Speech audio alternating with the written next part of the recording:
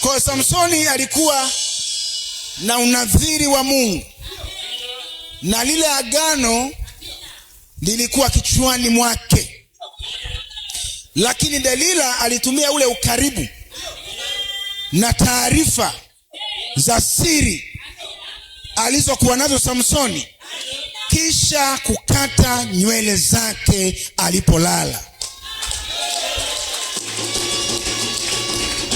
Nywele ni DNA yako katika ulimwengu wa roho.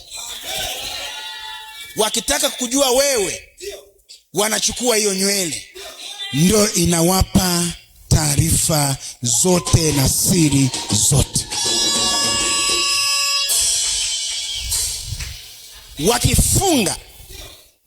Wakifunga nywele, maana yake wamefunga kibali chako.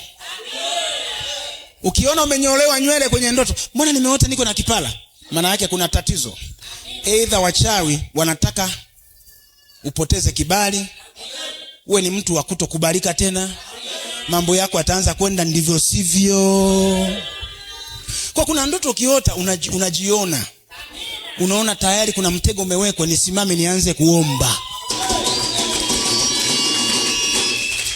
Sasa ile nywele kisha katwa, kisha fungwa, unaanza kuwa ni mtu wa kusumbuka. Ghafla mambo yanaharibika kimaisha. Lakini kuna kitu cha pili.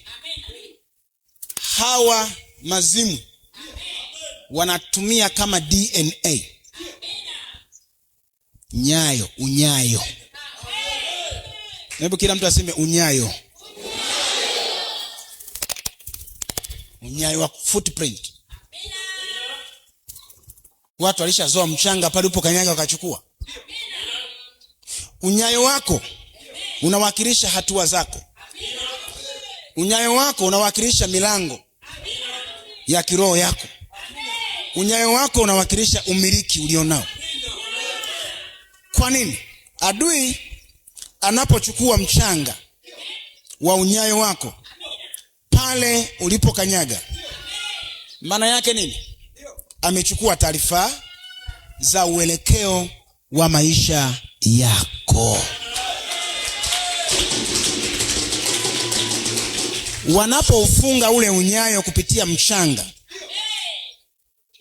kwenye madhabahu zao za kuzimu, wanazuia maendeleo kwenye maisha yako.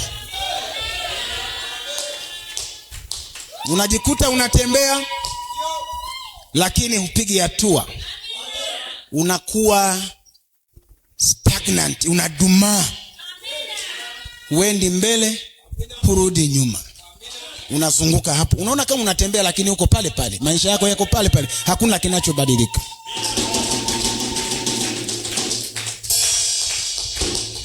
Naongea na wewe kwa sababu nywele wamechukua kama sio wewe watoto. Kama sio wewe mume wako. Kama sio mume wako kwa mke wako. Wengine walichukua saluni.